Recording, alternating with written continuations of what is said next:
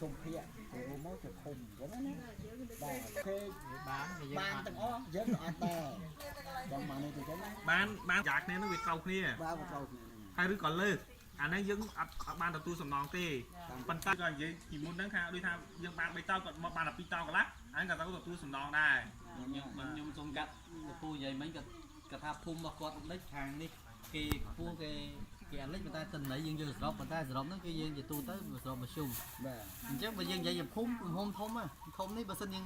ភូមិនឹងលិចខ្ញុំជឿថាតិន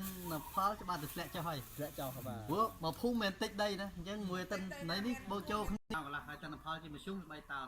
ធ្លាក់អត់ធ្លាក់ទេចង់និយាយចឹងតែគាត់ខ្ញុំចង់និយាយថាបើខាងនេះគាត់ដាំអត់ខូចប៉ុន្តែគាត់បានទីសួរដែរណាតែតិនណៃនៅក្នុងភូមិហ្នឹងឃើញធ្លាក់គាត់អត់ខូចខាតក៏គាត់ទទួលបានផលដែរព្រោះយើងយកតិនណៃមធ្យមមកភូមិនឹងមួយលេងគូថាទីសិលរារ៉ាប់រងហើយជើមើលជើបាច់ទិញគោទេបាច់ដាក់ជីទេ បងមកបែអី បាច់បោស្មៅទេទៅបាក់ធ្វើអញ្ចឹងទៅផលធ្លាក់ចូលបាត់ហើយឲ្យតែធ្លាក់ចុះ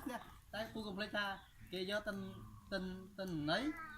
បោះស្រែពូផងទៅនេះបោកប្រជុំចូលគ្នាទូទាំងឃុំអញ្ចឹងបើធ្លាក់របស់យើងមួយគឺអត់ធ្លាក់ទេអញ្ចឹងខ្ញុំប្រាប់ចឹងវិញទេនិយាយរួម